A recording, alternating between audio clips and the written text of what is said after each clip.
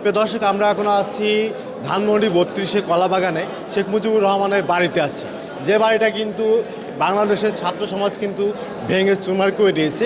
এবং আরেকটা তথ্য কিন্তু আমরা পেয়েছি, সেটা হচ্ছে এখানে আয়নাঘর পাওয়া গেছে। যে বাড়িটা আছে ভাঙছে, এই বাড়ির নিচে কিন্তু আয়নাঘর পাওয়া গেছে। আছে কিন্তু এই আয়নাঘর কতটুকু সত্য যে এখানে আছে বা নাই, সেই বিষয়টা কিন্তু আজকে আমি আপনাদেরকে দেখাবো। আমাদের সাথে একটু আসুন। আরেকটা বিষয় আমি আপনাদেরকে দেখাবো, সেটা হচ্ছে যেটা শুনেছি আমরা যে এখানে আয়নাঘর আছে, কিন্তু এখানে পানি কেন আছে?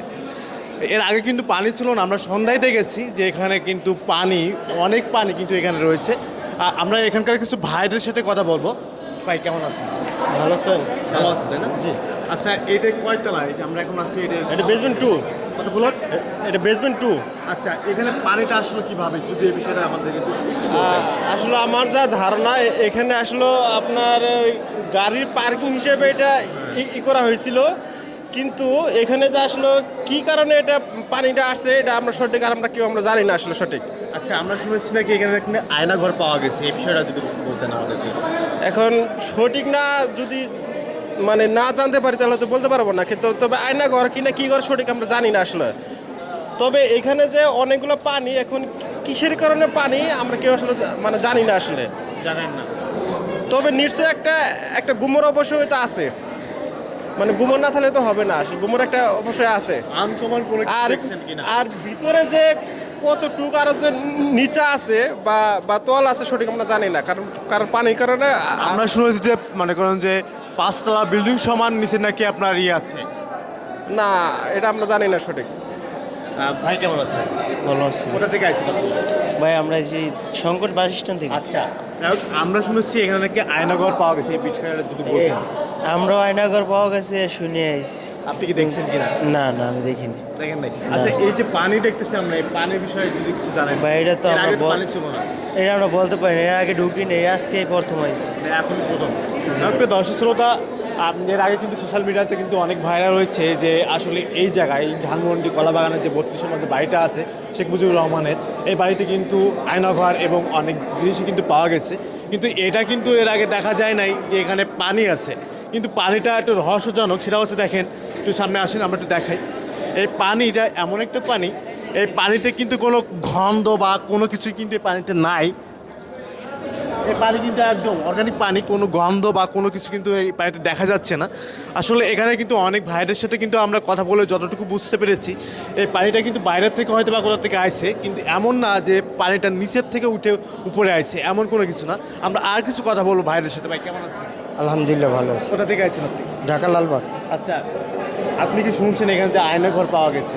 হ্যাঁ, শুনছি এটা পাওয়া গেছে, অনেক লোকের থেকে। আপনি কি দেখছেন কিনা বা এই বিষয়ে? না, আমি দেখিনি, আমরা খুঁজতেছি দেখার জন্য। জি। আচ্ছা, এই যে বাড়িটা ভেঙে ফেলছে, এই বিষয়ে আপনার যদি কোনো মতামত থাকে? এইটা মোটামুটি এইটা ভালোই ছিল, আমাদের অনেক ক্ষতি করেছে। আমাদের অনেক, আমরা বাঙালি জাতি অনেক ক্ষতিগ্রস্ত হয়েছি। এই একটা রাজাকারের চার ছিল অনেক, ছিল মানে শেখ হাসিনা। হ্যাঁ। ভাই আপনি কেমন আছেন?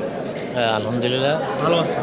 জি আচ্ছা, আলহামদুলিল্লাহ এই যে বাড়িটা ভালোই। ভেঙে ফেলছে, এই বিষয়ে আপনি কি মতামত দিতে চাচ্ছেন? হ্যাঁ, ওটা আসলে যে বাড়িটা যে ভাঙচুর করছে, তো আগেকার মানে যখন মাঝে সাহেব পড়ছি তখন মানে দেখা যাচ্ছে যে এই আগের যে এই যাক, আমি কথা বলতে একটু করতেছি।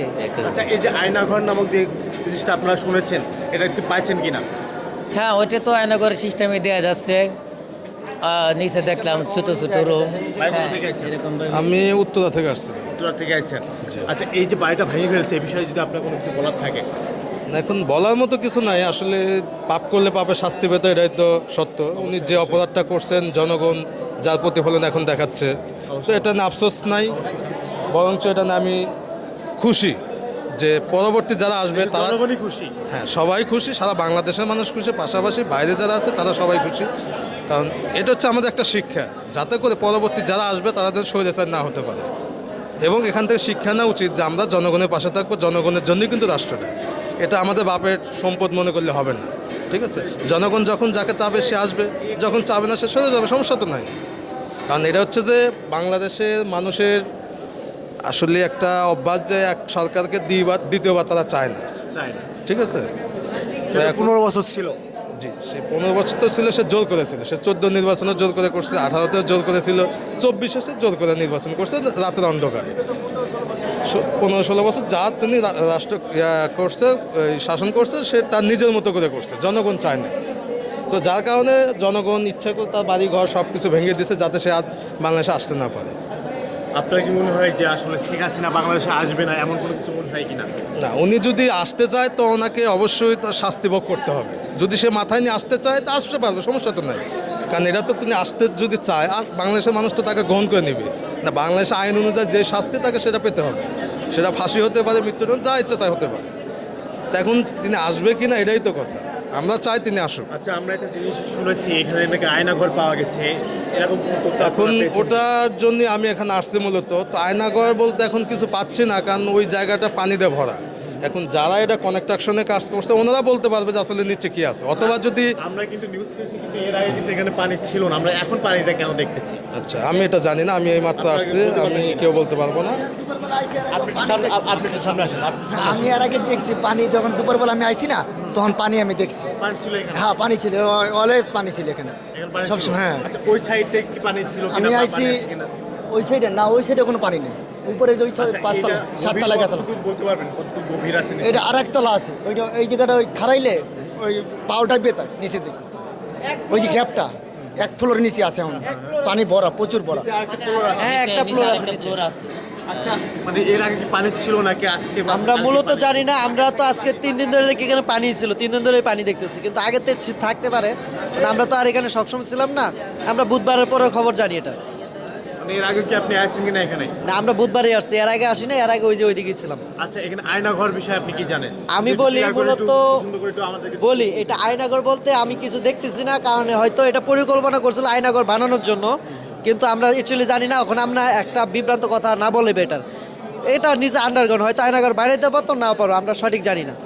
মানুষে বিভ্রান্ত কথা বলতেছে যে আয়নাঘর, আয়নাঘর থাকলে এতগুলো মানুষ আছে, একটা মানুষও তো বলতে পারতো আয়নাঘর।